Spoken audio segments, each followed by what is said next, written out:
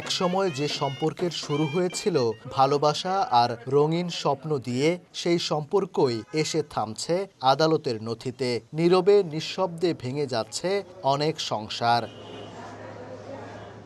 কয়েক বছরে ময়মনসিংহে বেড়েছে বিয়ে বিচ্ছেদের ঘটনা। গড়ে প্রতিদিন জমা পড়ছে 15 থেকে 20টি আবেদন। সংশ্লিষ্টদের মতে, পরকীয়া, বাল্যবিয়ে, পারিবারিক সহিংসতা, দারিদ্র্য, মাদক ও জুয়া সম্পর্কের ভিত দুর্বল করছে। 1.5 লাখ টাকা নেওয়া হয়েছে, নেওয়ার পরেও সে আবার টাকা চাইছে, মানে চাইতেছে আর কি।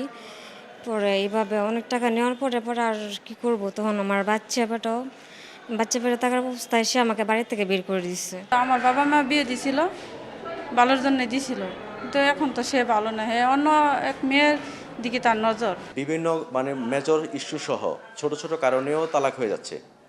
এর মধ্যে যেটা সবচেয়ে বড় ফ্যাক্টর সেটা হচ্ছে আপনার পরকীয়া, একটা সোশ্যাল মিডিয়ায় অনেক বেশি আসক্ত হওয়া, আরেকটা হচ্ছে যে বাল্য বিবাহ। বিয়ে বিচ্ছেদের কারণে সন্তানের ভবিষ্যৎ যেমন পড়ছে অনিশ্চয়তার মুখে, তেমনি নেতিবাচক প্রভাব পড়ছে সমাজেও। তাই বিচ্ছেদ কমাতে সচেতনতার পাশাপাশি পারিবারিক মূল্যবোধ ধরে রাখার কথাও বলছেন বিশ্লেষকেরা। যখন অভিযোগটা নেই, শুনানির জন্য ডাকি বাদী বিবাদী পক্ষকে, তখন আমরা মীমাংসার দিকে আগাতে চাই। কিন্তু যখন দেখি যে মীমাংসা সম্ভব হবে না, তখন আসলে বিচ্ছেদের পরামর্শ দিয়ে থাকি। নিজেকে যদি মোরাল ভ্যালুসটা বজায় রাখতে পারে, আমার মনে হয় সেক্ষেত্রে বিবাহ বিচ্ছেদটা কমে যাবে।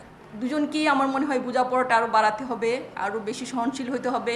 সম্পর্ক ছেদ ঘটলে সামাজিক অনেক অবক্ষয়, অনেক ধরনের অপরাধ এর সাথে জড়িত হয়ে পড়ে। এই জন্য অবশ্যই সবার জন্য আমাদের আহ্বান যে যেন অবশ্যই তারা সামাজিক সম্পর্ক, বিবাহের যে হাজব্যান্ড ওয়াইফের যে একটা পবিত্র সম্পর্ক, এটাকে যেন রক্ষণাবেক্ষণ করেন। জেলা রেজিস্ট্রি অফিসের তথ্য মতে গত 3 বছরে ময়মনসিংহে বিয়ে বিচ্ছেদের ঘটনা ঘটেছে প্রায় 18,000।